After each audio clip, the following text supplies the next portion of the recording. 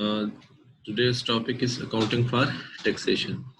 तो इसके लिए मैं बेसिक दो पॉइंट्स पहले आपको बता दूं कि बेसिकली इंटरनेशनल अकाउंटिंग स्टैंडर्ड 12 इसको डील करता है, और दूसरा जो है हमारे पास जो टैक्सेशन सिस्टम्स हैं, इस बुक को हम फॉलो कर रहे हैं, वो यूएस बेस्ड है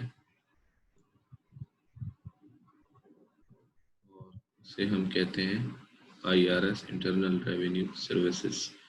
ठीक है, तो ये है। अब हमारा जो फोकस होगा, क्योंकि हमें जिस बुक को फॉलो करना है, जिसके न्यूमेरिकल्स भी सॉल्व करने, बेसिकली वो यूएस बेस्ड बुक है, तो यहाँ से फॉलो करेंगे और यहाँ से भी हम कोशिश करेंगे कि आपको गाइडलाइन देते रहें, क्योंकि यहाँ पे भी मिक्सिंग है थोड़ा सा। ओके, तो एक तो ये पॉइंट हो गया, और दूसरा जब अपनी बात शुरू करूँगा अकाउंटिंग फॉर टैक्सेशन के लिए, तो मैं सबसे पहले बात करूँगा फाइनेंशियल स्टेटमेंट्स की। फाइनेंशियल स्टेटमेंट्स, तो एज यू नो कि जब कंपनीज अपनी फाइनेंशियल स्टेटमेंट्स पब्लिश करती हैं फॉर रिपोर्टिंग पर्पसेस, ठीक है, तो फाइनेंशियल स्टेटमेंट्स को जब वो फॉलो करती हैं, तो वहाँ पर जो रूल्स फॉलो किए जाते हैं to prepare financial statements for international accounting standards, IFRS, normally जो एप्लीकेबल रूल्स हैं, ठीक है, for the concern country like Pakistan. तो एक तो ये बात होगी। अब यहाँ पर देखिए, मैंने कहा कि IAS या IFRS जो है ये फॉलो किए जाते हैं टू प्रिपेयर फाइनेंशियल स्टेटमेंट्स, और इसको जब फॉलो किया जाता है तो इनके अंदर जो बेसिक पॉइंट है वो क्या है कि एक्रूअल बेसिस ऑफ अकाउंटिंग को फॉलो किया जाता है। एक्रूअल बेसिस ऑफ अकाउंटिंग,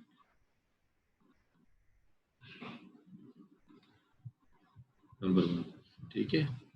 यानी ये इनकी एक बेसिक कंडीशन है कि एक्रूअल बेसिस को फॉलो किया जाता है जब हम अकाउंटिंग स्टैंडर्ड्स को अप्लाई करते हैं टू प्रिपेयर फाइनेंशियल स्टेटमेंट्स, ठीक है। अच्छा जी, अब जो टैक्सेशन के लिए है सिस्टम, जब टैक्सेशन के लिए हम डाटा तैयार करते हैं, यानी to calculate income tax expense, तो हमें नॉर्मली फॉलो करना पड़ता है टैक्सेशन रूल्स को, ठीक है। तो जैसा कि हम यहाँ पर IRS के जो कोड्स हैं, टैक्सेशन कोड्स कहते हैं उनको, और टैक्स कोड कह लें, उनको फॉलो करेंगे, उनकी जो मतलब इंस्ट्रक्शंस होंगी उनको देखेंगे, ठीक है। अच्छा, एक बात ये, और दूसरा, अब ये जो फाइनेंशियल स्टेटमेंट्स प्रिपेयर की जाती हैं जो मैंने ऊपर मेंशन की हैं, ये बेसिकली क्या होती है, इन्वेस्टर्स और क्रेडिटर्स के लिए होती है। इन्वेस्टर्स एंड क्रेडिटर्स, और अदर पार्टीज भी लिख लें, ATC में लिख लें, ठीक है। और जो स्टेटमेंट प्रिपेयर की जाती है टैक्सेशन के लिए, ठीक है, तो वो सिर्फ और सिर्फ क्या है, टैक्सेशन रूल्स के तहत प्रिपेयर की जाती है, और वो टैक्स सिस्टम जो होता है उसके लिए प्रिपेयर की जाती है टू जज टैक्सेशन, ठीक है। Taxation, income tax expense, income tax payable, ठीक है, टैक्सेबल इनकम, तो ये सारी चीज़ें यहाँ पे कैलकुलेट की जाती हैं। यानी मैं यहाँ पे बात कर रहा हूँ, हम सबसे पहले कैलकुलेट करेंगे टैक्सेबल इनकम, फिर normally income tax payable, and then income tax expense, ठीक है। और यहाँ पर जो कैलकुलेशंस होती हैं फाइनेंशियल स्टेटमेंट, जो IAS और IFRS के थ्रू होती हैं, यहाँ पर हम नाम उसे देते हैं pre tax financial income, pre tax financial income, या जिसे हम ये भी कह सकते हैं profit before tax, profit before tax, या अर्निंग बिफोर टैक्स, इसे हम कोई भी नाम दे सकते हैं, ठीक है, अर्निंग बिफोर टैक्स। अब जी हमने कहा कि ये सारा कुछ प्रिपेयर किया जाता है based on accrual basin system. और नॉर्मली जो टैक्सेशन का सिस्टम है यहाँ पे कैश बेस को फॉलो किया जाता है। एक तो ये बात हो, ठीक है। अब इन दोनों स्टेटमेंट्स में क्या है डिफरेंस पाया जाता है कि आखिर इनमें जो है डिफरेंस टैक्सेशन की पॉइंट पे किस बेस पे आता है, हमने उन चीज़ों को देखना है, ठीक है। क्योंकि हमने ये सारा कुछ क्लियरली देखना होता है कि जो टैक्सेशन सिस्टम है उनके उन रूल्स के तहत हमारे पास income tax expense taxable income क्या चीज़ आई हुई है, और जो प्रॉफिट की बात है जो हमारे पास स्टैंडर्ड्स के थ्रू जो हमने बात की है वो क्या किस तरीके से आया हुआ है, ठीक है।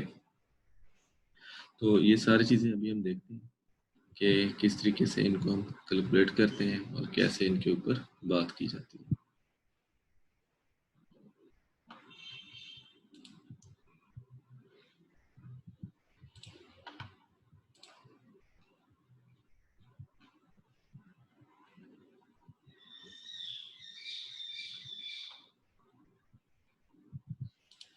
ओके, अच्छा जी। अब इन दोनों में जो डिफरेंस पाया जाता है बेसिकली तो हम कह देते हैं जी future,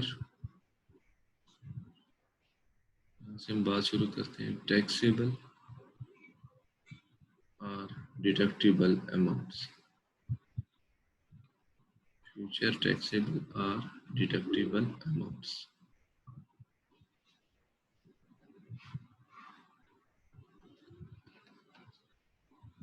okay. Future taxable and deductible amounts. अच्छा, ये जो बात है बेसिकली इनमें हम देखते हैं कि भाई क्यों ऐसा होता है। फ्यूचर टैक्सेबल अमाउंट्स और डेफर्ड टैक्सेस ये है ना, ये क्या होते हैं, फ्यूचर डिडक्टिबल अमाउंट्स क्या होते हैं, इन सारी चीज़ों को हम अभी देखते हैं, ठीक है।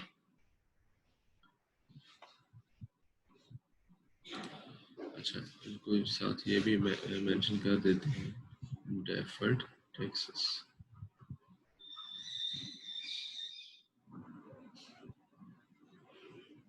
अच्छा, बेसिकली अब हम बात जो कर रहे हैं वो यहाँ से जो शुरू करेंगे इन सारी चीज़ों को डिस्कस करने के लिए कि इनकम टैक्स पेएबल,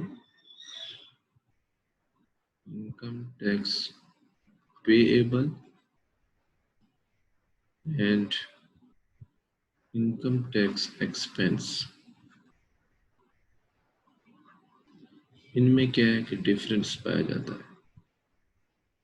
इनमें क्या है डिफरेंस पाया जाता है, और वो डिफरेंस क्यों पाया जाता है उसके ऊपर हम आगे फर्दर बात करते हैं। Income tax payable and income tax expense, ठीक है। तो वो डिफरेंस पाया जाता है, तो उन डिफरेंसेस को हम कहते हैं टेम्परेरी डिफरेंसेस। डिफरेंसेस को हम कहते हैं टेम्परेरी डिफरेंसेस, ठीक है। अब ये टेम्परेरी डिफरेंसेस, ये जो डिफरेंस पाया जाता है और यानी इनकम टैक्स पेएबल और इनकम टैक्स एक्सपेंस के अंदर, ठीक है। अगेन मैं थोड़ा सा आपको रिपीट कर दूं, इनकम टैक्स पेएबल और इनकम टैक्स एक्सपेंस के अंदर ये जो डिफरेंस पाया जाता है वो उसकी कुछ रीजंस होती हैं बिहाइंड, कुछ लॉजिक्स होती हैं। उनमें से जो डिफरेंसेस वन ऑफ देम है वो क्या है टेम्परेरी डिफरेंसेस। तो टेम्परेरी डिफरेंसेस बेसिकली होते क्या है, ठीक है। ये होते हैं एसेट एंड लायबिलिटी की वजह से, एसेट एंड लायबिलिटी की वजह से। यानी एसेट एंड लायबिलिटी को हम दो डिफरेंट एंगल से देखते हैं। यानी उसकी जो अकाउंटिंग साइड है, यानी बुक वैल्यू क्या है उसे बुक बेस कह लेते हैं, यानी ये अकाउंटिंग के पॉइंट ऑफ व्यू से कह रहे हैं, ठीक है। और दूसरा उसकी टैक्स बेस क्या है, दूसरा उसकी टैक्स बेस क्या है। बुक बेस क्या है और टैक्स बेस क्या है, ठीक है। हो सकता है एक प्रीपेड एग्जांपल के तौर पर एक प्रीपेड एक्सपेंस है, ठीक है। तो वो बुक बेस यानी अकाउंटिंग के अंदर उस प्रीपेड एसेट को प्रीपेड रेंट समझ लें, उसको अकाउंटिंग के पॉइंट ऑफ व्यू से बुक बेस के पॉइंट ऑफ व्यू से हमने उसे अपने करंट एसेट्स में सपोज लिखा हुआ है, ठीक है। फॉर एग्जांपल प्रीपेड रेंट है, ठीक है, 1000 का। अकाउंटिंग की बुक्स के अंदर वो 1000 का सपोज करंट एसेट में मेंशन किया हुआ एसेट है, ठीक है, बट टैक्स बेस हो सकता है टैक्स की कंसिडरेशन के अंदर उसकी वैल्यू क्या हो, 0 हो, ठीक है, देयर इज अ डिफरेंस, ठीक है, यानी बुक बेस 1000 है जबकि टैक्स बेस उसकी क्या है, 0 है। तो इस वजह से क्या है, डिफरेंसेस क्रिएट हो रहे हैं, और वो डिफरेंसेस क्या है, टेम्परेरी डिफरेंसेस हैं, लेकिन ये नहीं है कि ये जो डिफरेंस है ये परमानेंट है, बल्कि क्या है कि ये टाइमिंग डिफरेंस है, इनके दरमियान क्या है, बेसिकली टाइमिंग डिफरेंस है at specific point in time. In suppose हम ये बात कर लेते हैं दिसंबर 31 2019 की हम बात कर लेते हैं, उस पॉइंट इन टाइम पे प्रीपेड रेंट 1000 है, लेकिन at that point in time tax की कंसिडरेशन में वो 0 है, लेकिन एक ये जो एज टाइम मूव्स तो ये टेम्परेरी डिफरेंसेस क्या है, रिमूव हो जाते हैं, तो आने वाले टाइम में हो सकता है टैक्स बेस क्या हो, 1000 हो और ये 0 हो, ठीक है, तो अल्टीमेटली ये जो डिफरेंसेस हैं वो सेटल हो जाने हैं, रिमूव हो जाने हैं, तो इसलिए ये इनकी रीजन वजह क्या है कि ये इनके दरमियान क्या है, टाइमिंग डिफरेंस है जस्ट, एक तो आपने ये देखना है, ठीक है, टाइमिंग डिफरेंस, यानी ये अल्टीमेटली आपस में क्या होना है, सेटल हो जाने, ठीक है। तो अभी हमने हमारा जो पॉइंट था वो क्या था कि जो टेम्परेरी डिफरेंसेस होते हैं वो क्या है, बेसिकली दो डिफरेंट बेसिस हैं जिसमें हम एसेट और लायबिलिटी को डिफरेंट रूल्स डिफरेंट एंगल से देखते हैं, एक उसकी बुक वैल्यू या कैरिंग वैल्यू क्या है अकाउंटिंग के पॉइंट ऑफ व्यू से, दूसरा उसकी टैक्स की बेस क्या है उस एसेट की या उस लायबिलिटी, ठीक है। अब ये जो हमारे पास डिफरेंसेस होते हैं, ये जो जिनकी हमने टेम्परेरी डिफरेंसेस की बात की है, ये क्या करते हैं, लीड करते हैं या मतलब डायरेक्ट करते हैं टैक्सेबल अमाउंट्स और deductible amounts in future years, ये जो डिफरेंसेस है, ठीक है, टैक्सेबल अमाउंट्स और deductible amounts in future years, ठीक है, इसको मैं मेंशन कर देता हूँ। ये देखिए मैं यहाँ पे इनका रिजल्ट क्या, इनका जो डिफरेंसेस का रिजल्ट है वो हमारे पास क्या है कि या तो ये टैक्सेबल अमाउंट्स में प्रोवाइड करते हैं, इनका रिजल्ट हो सकता है, या taxable amounts in future years, ये भी साथ मेंशन कर, इन फ्यूचर ईयर्स, और डिडक्टिबल अमाउंट्स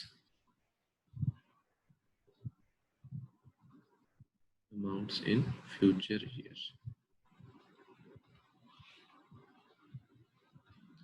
अगेन इसके साथ मैं रेफरेंस दे दूं कि जो टैक्सेबल अमाउंट्स हैं, यानी जो यहाँ से डिफरेंसेस से क्रिएट हो रही होंगी, वो क्या करेंगी, इंक्रीज करेंगी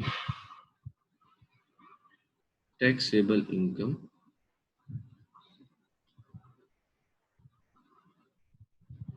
इन फ्यूचर ईयर्स, और ये क्या करेंगी, डिक्रीज करेंगी जो डिडक्टिबल अमाउंट्स है taxable income in future years,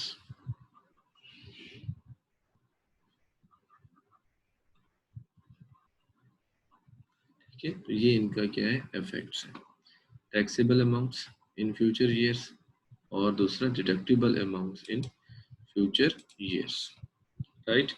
तो जो टैक्सेबल अमाउंट्स हैं वो इंक्रीज करती हैं taxable income in future years, और डिडक्टिबल जो अमाउंट्स हैं वो डिक्रीज करती हैं taxable incomes in future years, ठीक है। अच्छा जी, उसके बाद हम एक बात करते हैं deferred tax liability and deferred tax assets, ठीक है।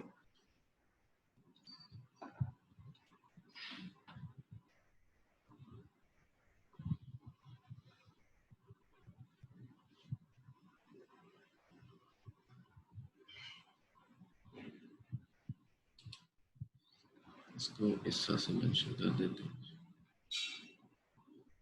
डेफर्ड टैक्स लायबिलिटी ये क्या होती है,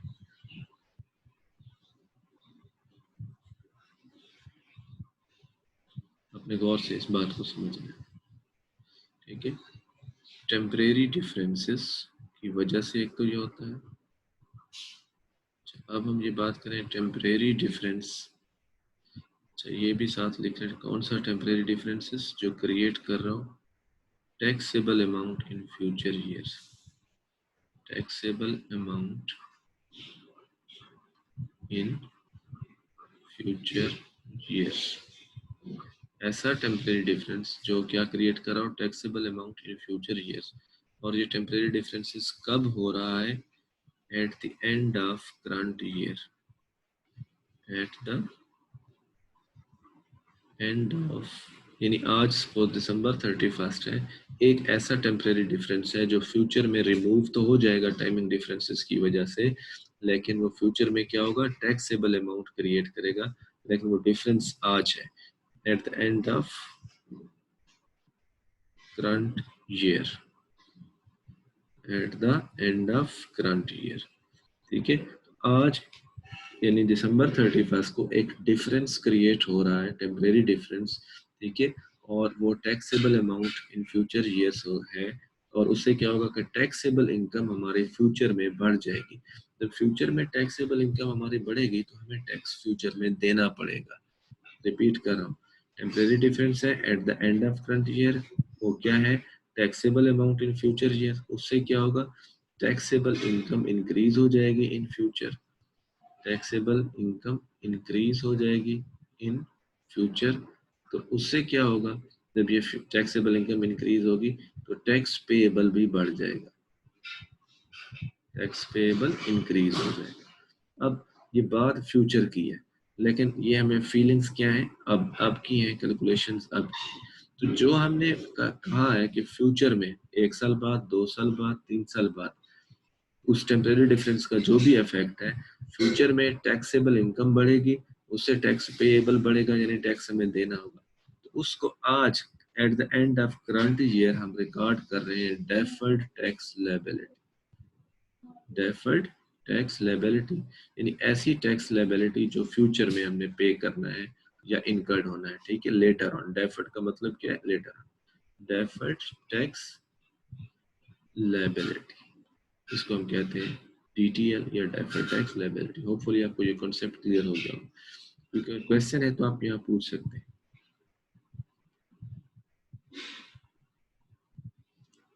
okay okay, deferred tax liability, इसको मैं सम अप कर देता हूँ अगेन फिर, क्योंकि एसेट की तरफ जा रहा हूँ। ऐसे टेम्परेरी डिफरेंस जो टैक्सेबल अमाउंट क्रिएट कर रहे हैं इन फ्यूचर, उससे क्या होगा, टैक्सेबल इनकम बढ़ेगी, और उससे क्या होगा, टैक्सेबल इनकम के बढ़ने से टैक्स हमें देना होगा in future, tax payable increase होगा इन फ्यूचर।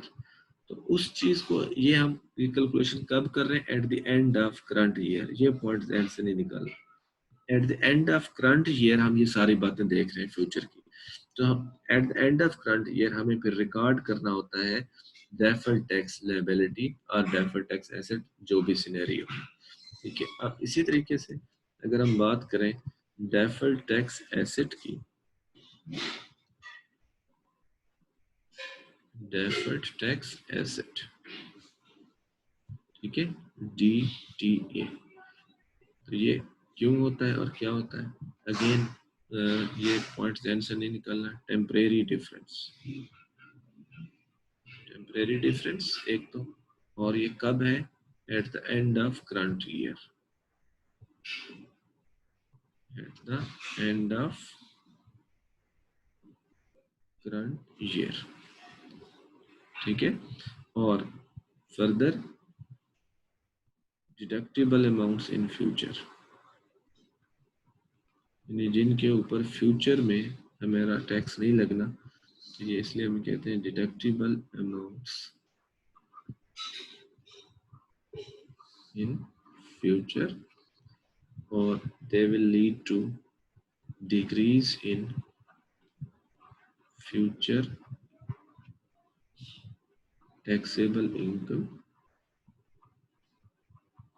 and ultimately क्या होगा, गेन जो रिजल्ट होगा, जो टैक्स पेएबल होगा वो डिक्रीज होगा, डिक्रीज। ठीक है, तो यानी हम ये कह रहे हैं कि एक ऐसा टेम्परेरी डिफरेंस जिसकी वजह से फ्यूचर में हमें टैक्स नहीं देना पड़ना, और यानी उसका नेगेटिव इफेक्ट होगा तो टैक्स कम हो जाएगा, तो उनको हम आज रिकॉर्ड करते हैं दिसंबर 31 को deferred tax asset, deferred tax asset. ठीक है जी, क्लियर हो गया? होपफुली ये चीजें आपको क्लियर होंगी। ओके, फर्दर हम चलते हैं, एक न्यूमेरिकल एग्जांपल भी करते हैं ताकि आपको ये थोड़ा सा फर्दर चीजें क्लियर हो जाए और हम इनकी कैलकुलेशंस को भी फर्दर देख लेते हैं।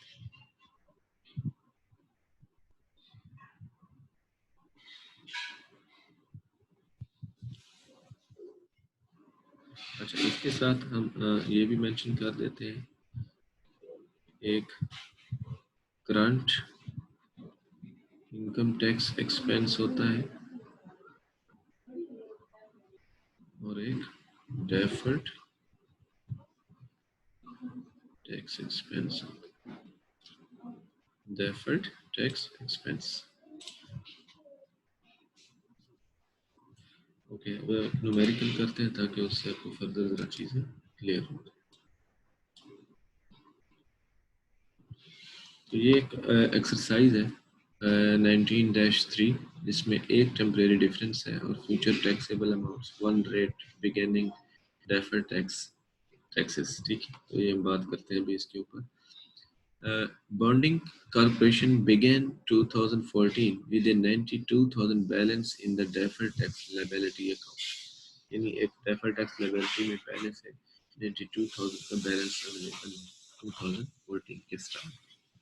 At the end of 2014, the related cumulative temporary differences, अब ये वर्डिंग पे अपने गौर करना है, related cumulative temporary differences। ठीक है, अब cumulative temporary difference का मतलब ये है कि जो हमारे पास 92,000 उन्होंने बताया है कि बैलेंस डेफर्ड टैक्स लायबिलिटी में पड़ा हुआ है, तो ये भी किसी टेम्परेरी डिफरेंस है। तो यानी पिछले जो जितने टेम्परेरी डिफरेंसेस हैं वो भी साथ शामिल हैं और करंट ईयर का भी शामिल है एट द एंड ऑफ 2014। ठीक है, तो टोटल डिफरेंसेस यानी प्रीवियसली और जो इस साल के हैं, they become 350,000 and it will reverse evenly over the next 2 years। यानी अगले 2 सालों में ये रिवर्स हो जाएंगे, यानी टाइमिंग डिफरेंस की वजह से सेटल हो जाएंगे। Pre-tax accounting income for 2014 is 525,000. The tax rate for all the year is 40% and taxable income for 2014 is 405,000। ठीक है, तो दोनों चीजें उन्होंने हमें बता दी। फर्स्ट ऑफ ऑल, अब रिक्वायरमेंट में क्या उन्होंने हमसे पूछा, compute the income tax payable for 2014। Okay, अब हम कैसे कैलकुलेट करते हैं इनकम टैक्स पेएबल। इसका हमारे पास देखो कैलकुलेशन के लिए फार्मूला क्या है, taxable income multiplied by tax rate, जो एप्लीकेबल टैक्स रेट। अब फर्स्ट टैक्सेबल इनकम जो है ये उन्होंने हमें 2014 की प्रोवाइड कर दी है। ये भी साथ लिख लें कि इनकम टैक्स पेएबल हम कब कब कैलकुलेट कर रहे हैं 2014, that is 405,000 multiplied by tax rate is 40%। Then ये हमारे पास टैक्स आ जाएगा 405,000 into 40%, $162,000।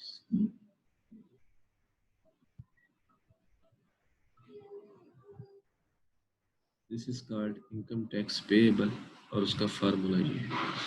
तो आप करंट टैक्स भी कह सकते हैं, इसको आप करंट टैक्स भी कह सकते हैं। ओके, उसके बाद है जी अब हमारे पास requirement B, prepare the journal entry to record income tax expense, deferred income taxes and income tax payable for 2014। और उसके बाद नेक्स्ट रिक्वायरमेंट को हम देखेंगे। चलिए, रिक्वायरमेंट बी जो है ये बेसिकली हमसे जो पूछा जा रहा है वो है journal entry, journal entry for 2014।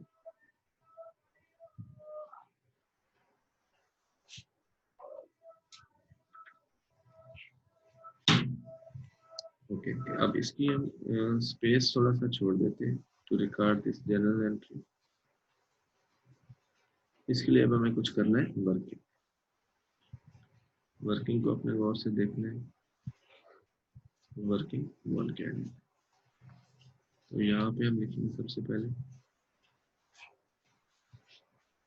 cumulative temporary difference,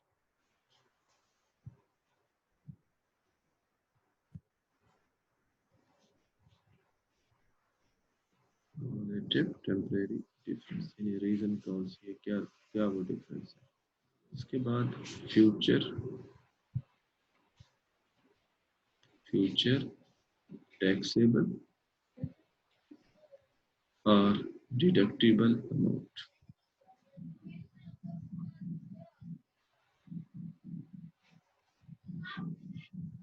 उसके बाद टैक्स रेट, उसके बाद डेफर्ड टैक्स। इसके साथ दो कॉलम्स बना लेते हैं, डेफर्ड टैक्स एसेट और डेफर्ड टैक्स लायबिलिटी। ठीक है, कोई भी इनमें से पॉसिबिलिटी हो सकती। Again keep in your mind, ये डाटा अब हम देखें कब कैलकुलेट कर रहे हैं, at the end of 2014, at the end of 2014, keep in your mind a point in time। Okay, temporary difference जो है, अब उन्होंने हमें क्वेश्चन के अंदर कोई नाम नहीं बताया कि कौन से टेम्परेरी डिफरेंसेस हैं, यानी किस वजह से ये डिफरेंसेस। ठीक है, तो अभी मैं भी यहाँ पे फिर मेंशन कर देता हूँ, जस्ट डिफरेंस वन, इस तरह से भी लिख लेते हैं, डिफरेंस वन। और ये डिफरेंस जो है फ्यूचर टैक्सेबल है या फ्यूचर डिडक्टेबल। ठीक है, ये हमें मतलब देखना होता है, क्योंकि ये डाटा क्या है, डेफर्ड टैक्स लायबिलिटी के रिलेटेड दिया हुआ है, और यहाँ पे भी बता दिया गया है at the end of 2014 the related cumulative temporary difference, keep in your mind related temporary differences। तो ये किस से रिलेटेड है, अगेन डेफर्ड टैक्स लायबिलिटी, जो उसके साथ का रेफरेंस दिया हुआ है। तो ये इसका मतलब है, जो फ्यूचर टैक्सेबल अमाउंट्स हैं उन्हीं से ही फ्यूचर जो है हमारे डेफर्ड टैक्स लायबिलिटी क्रिएट होती है। ये अमाउंट्स जो है हमारे पास 3,50,000, 3,50,000, और टैक्स रेट जो है ये 40% है। अच्छा, ये अब देखिए टैक्सेबल पॉजिटिव है और डिडक्टिबल के साथ नेगेटिव, तो ये इसलिए यहाँ पे पॉजिटिव साइन है। ठीक है जी, अब फ्यूचर टैक्सेबल अमाउंट्स हैं, तो फ्यूचर में क्या होगा, हमें टैक्स देना पड़ेगा। अगेन टैक्सेबल इनकम बढ़ेगी तो क्या होगा, टैक्स पेएबल बढ़ेगा। तो फ्यूचर टैक्सेबल अमाउंट है तो फ्यूचर की टैक्स लायबिलिटी बढ़ेगी, यानी फ्यूचर में हमें टैक्स देना पड़ेगा, मींस डेफर्ड टैक्स लायबिलिटी बढ़ेगी। कैलकुलेट करते हैं, 3,50,000 into 40%, it becomes 1,40,000। ओके, अब ये टेबल की फॉर्म में है, कोई और वैल्यूज नहीं है जिसके साथ हम इसको प्लस माइनस करें, तो हम इसे ऐसे छोड़ दें। अब हम थोड़ा सा यहाँ लिखेंगे, deferred tax liability at end of 2014, that is 140,000। फिर लिखेंगे deferred tax liability at start of 2014, ये में उन्होंने बताया हुआ। तो ये अगर आप देखें तो 92,000 एट द बिगिन ऑफ 2014, 92,000। ठीक है, अब इसमें देखेंगे चेंज बेसिकली हमें फाइंड करना है, इंक्रीज और decrease. Increase in deferred tax liability, तो देखें शुरू में 92,000 थे, अब कितने, 1,40,000 इंक्रीज हो रहे हैं। ये इसका मतलब है जो और टेम्परेरी डिफरेंस ऐड हुए हैं उनकी वजह से 140,000 minus 92,000, this will generate 48,000 difference in deferred tax liability। उसके बाद हमारे पास डेफर्ड टैक्स एसेट्स यहाँ पे है नहीं, तो यहाँ पे हम लिख लेंगे करंट टैक्स। ठीक है, तो ये हमने ऊपर कैलकुलेट किया है करंट टैक्स, दैट इज 1,62,000, 1,62,000। ये जो increase in deferred tax liability है, ये बेसिकली इसको हम नाम दे सकते हैं डेफर्ड टैक्स एक्सपेंस। ये जो बाद में हमारा पेएबल है वो अभी हम उसको रिकॉर्ड कर रहे हैं, तो रिकॉर्ड क्योंकि डबल एंट्री से करेंगे तो ये एक्सपेंस बन रहा है। एक यानी करंट टैक्स एक्सपेंस हो गया और एक डेफर्ड टैक्स एक्सपेंस हो गया। ठीक है, जब हम इनको टोटल करेंगे तो ये हमारा इस साल का इनकम टैक्स एक्सपेंस बन जाएगा। इनकम टैक्स एक्सपेंस बन जाएगा 48,000 प्लस 162,000, 210,000। तो ये हमारा इनकम टैक्स एक्सपेंस हुआ। अब देखें इनकम टैक्स एक्सपेंस है 210,000। अब एंट्री में आप देखें इनकम टैक्स एक्सपेंस डेबिट में आ गया $210,000। उसके बाद करंट टैक्स, जिसको हम इनकम टैक्स पेएबल भी कहते हैं, इनकम टैक्स पेएबल, और दूसरा डेफर्ड टैक्स पेएबल जो बाद में देना है। डेफर्ड टैक्स पेएबल यानी डेफर्ड टैक्स लायबिलिटी जिसे हम कहते हैं। ठीक है, तो ये है हमारे पास 48,000 और ये है हमारे पास 162,000। इस तरीके से हमारे जो है ये इस साल का जो जर्नल एंट्री है और इनकम टैक्स एक्सपेंस है वो रिकॉर्ड हो गया। अगेन मैं आपको बात बता रहा हूँ, हमने बात शुरू कहाँ से की थी। देखो कि जो मेन पॉइंट है वो क्या है कि डिफरेंस ऑफ इनकम टैक्स, ये बात और से अब देख लो कि ये सारी बातें क्या है, इनकम टैक्स पेएबल और इनकम टैक्स एक्सपेंस में जो डिफरेंस है, ठीक है, उसी से ये क्रिएट हो रही है बाकी ब्रांचेज अगर आप देखें। ठीक है, अब भी यहाँ पे देखें ये जो डिफरेंसेस हमने बात की यहाँ पे, इनकम टैक्स एक्सपेंस 2,10,000 है लेकिन इनकम टैक्स पेएबल 162,000। और इनमें डिफरेंस बीच में क्या आ रहा है, किस चीज़ का आ रहा है, वो जो टेम्परेरी डिफरेंस की वजह से क्रिएट हुआ है डेफर्ड टैक्स लायबिलिटी और डेफर्ड टैक्स जो भी सिनेरियो बेस्ड होगा, तो उस वजह से ये डिफरेंस पाया जाता है। ठीक है, इन दिस वे ये जो हमारी रिक्वायरमेंट थी टू टू या रिक्वायरमेंट उसे बी कह लें, ये हमने सॉल्व कर लिया। Prepare the journal entry to record income tax expense, deferred income tax and income taxes payable for 2014। देखिए ये हमने तीनों चीजें यहाँ पे रिकॉर्ड करने 2014, राइट। उसके बाद है prepare the income tax expense section for 2014 beginning with the line income before income taxes। ठीक है, अब देखें यहाँ पे इसको कंप्लीट करते हैं। रिक्वायरमेंट सी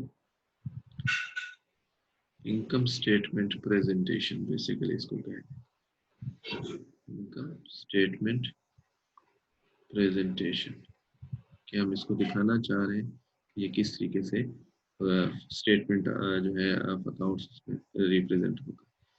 यहाँ पे हम लिखेंगे शेयर 2014 और यहाँ पे लिखेंगे प्री टैक्स फाइनेंशियल इनकम, और इसको हम ये भी नाम दे सकते हैं income before income tax, income before income tax. तो समटाइम्स ये गिवन होती हैं और समटाइम्स गिवन नहीं होती। तो इन दिस क्वेश्चन तो अगर आप देखें तो ये देखें pre tax accounting income is 525,000।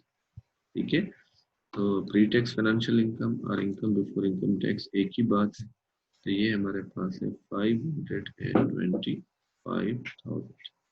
अब इसमें से आपको पता है बिफोर टैक्स था, तो अब इनकम टैक्स एक्सपेंस हमने माइनस कर, इनकम टैक्स एक्सपेंस माइनस करना, तो that is current income tax expense and deferred tax expense. तो करंट जो हमारे पास है वो है 162,000 और जो डेफर्ड टैक्स एक्सपेंस है 48,000. This become 210,000. माइनस करेंगे. अब हमारे पास क्या आ जाएगा? इनकम आफ्टर टैक्स या net income after tax. Net income after tax, that is 315,000. ये आपका आंसर हो जाएगा आज के इस लेक्चर का.